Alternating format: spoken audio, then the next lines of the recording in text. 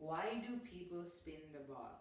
Whenever you see like the professional basketball players or tennis players, you always see them slicing it or giving it a forehand sort of top spin. Now we're going to talk about why that is useful.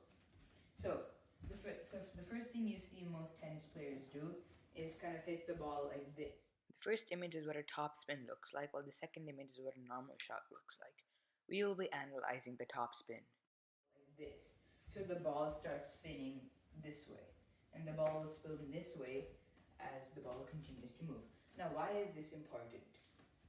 Let's take a look at the airflow around it. Say, for example, there's air coming in like this, because the ball is moving this way. The ball is rotating this way. So in most balls, the edge is not perfectly smooth, it's kind of sticky. What this means is it has the ability to grab air.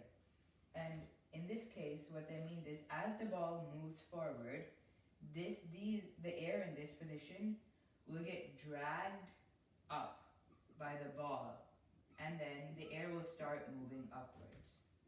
So this air is being dragged by the ball upwards. What this creates, due to Newton's third law, is this upward motion of the air causes a downwards force on the ball. And what this means is that this ball will start to swing downwards. So, if I draw this in a graph, it'll look like, first let me draw a normal line. So a normal ball may look like this when it's drawn in a graph. Here, the ball will start swinging downwards. So it'll look something like this. It'll go forward, and then it'll kind of come down earlier, right? And so this can be useful for kind of hitting a really fast shot. So it'll go really fast, and then it'll still land in the net, in the court. So for example, in a tennis court, once again, you could make your ball kind of go like this really fast and then go downwards, okay? Whereas a normal ball in this scenario would go something like this and then end up outside of the court. On the other hand, there's another type of shot.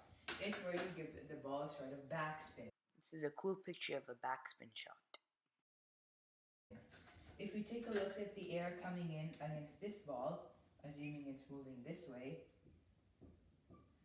once again, the top edge of the ball kind of pulls the air, because as the air comes around, it starts going like this, because of the ball's spin.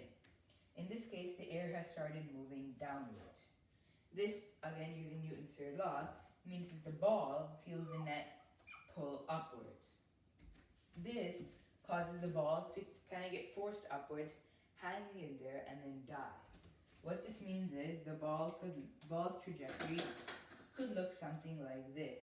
As you can see, the underspin shot, or the backspin shot, seems to be hanging up in the air. The darker line is higher than the dashed line, which would represent a normal shot. This hanging up in the air kind of is due to the lift of the ball caused by the upward force. In the top image, once again, you can see the topspin shot diving downwards because of the downwards force. And in the flat shot, that's just a normal shot for comparison purposes.